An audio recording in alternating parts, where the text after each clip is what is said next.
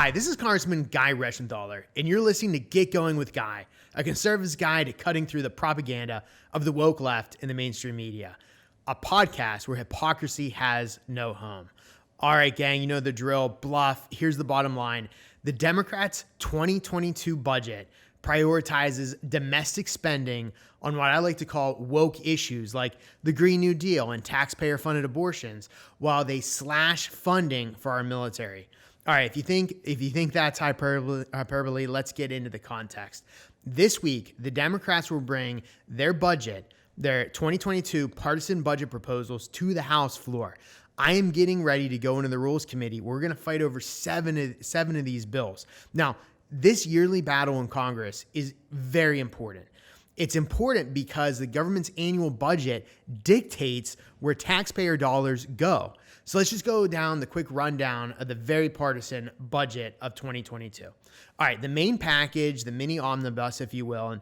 And by the way, let's just talk about that. So in DC, the swamp talk for anything that funds more than a single department is referred to as an omnibus or a minibus. So that's swamp talk for we're spending a lot of your money on a monster package, which is very hard to vote down because inevitably there's some part of that package that everyone supports. Okay, so that's just some inside baseball talk I wanted to tell you. So when you hear a swamp creature talk about this, you can decipher the nonsense. Okay, so let's get back to the budget. This is House Resolution 5402.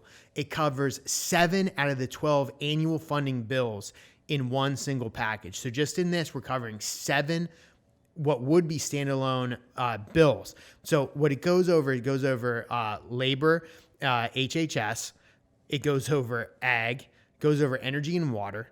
It also includes financial services and general government. And again, each one of these is a separate bill. It also has the bill for the interior.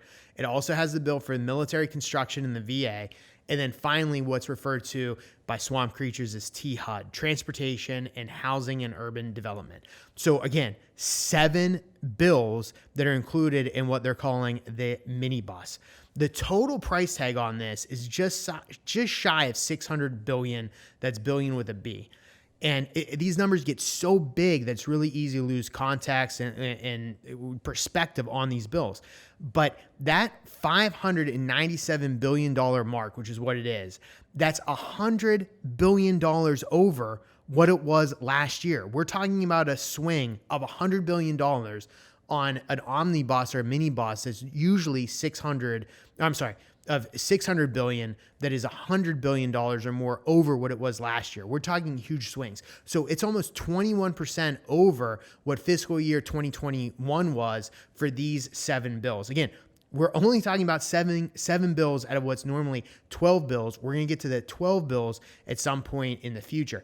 But the other important takeaway beyond the increase is the drastic increases for some of the non-defense agencies. In some instances, you're looking at 30 to 40% increases in current funding. Also, what's important is what's not in this bill. This bill eliminates the Hyde Amendment. And for those that are listening, we did a whole podcast on the Hyde Amendment. Go back, check out that if you have any more questions on the Hyde Amendment, what it does. But long story short, it strips away longstanding what used to be bipartisan prohibitions on using taxpayer-funded dollars for abortion. Now, some of the other increases in this bill, you're increasing funding for the EPA, the IRS, the SEC, and some other agencies while decreasing money to the U.S. military. There's also poison pills in here, and poison pill is what you would do. You put something in to make part of the bill unacceptable to a part of Congress. And some of the poison pills that the Democrats have put in are provisions that would kill the U.S. energy sector. At least it would greatly reduce our ability to have an independent energy sector. It also fails to include longstanding prohibitions on transferring detainees, aka terrorists, from Gitmo, Guantanamo Bay, to the United States. And as a former JAG, as a lawyer, I can tell you that would be disastrous to take terrorists from Gitmo and place them in the United States. For a whole lot of reasons. We could do a whole podcast just on that topic. But getting back to this bill and the increases, we have an increase of about $400 million just to the IRS. Now, a lot of people can say, well, what can go wrong with that? This isn't the IRS under a Republican administration. This is the IRS under what is essentially Barack Obama's third term. And if you remember the history of the Obama administration, you had somebody named Lewis Lerner who went after conservative businesses and conservative groups, targeting them with the IRS. Basically, Obama and Biden weaponized the IRS. Now you have Biden not only wanting to weaponize the IRS again, only he wants to increase funding. So when he weaponizes the IRS against conservatives, they'll have that much more weight to go after conservatives.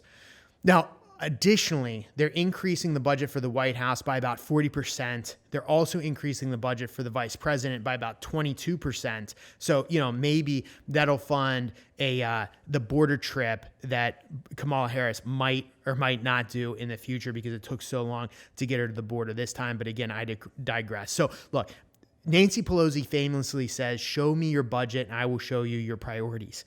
Well, the Democrats have showed us their budget this time, and their priorities are radical far left policies. Their priorities are defunding the U.S. military or cutting funding for the U.S. military while funding their pet liberal projects, funding agencies like the IRS, empowering unelected career bureaucrats to go after us.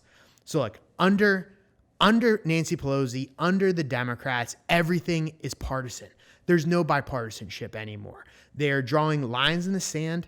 They are appeasing their woke liberal base, and they're going to do it at the expense of conservatives.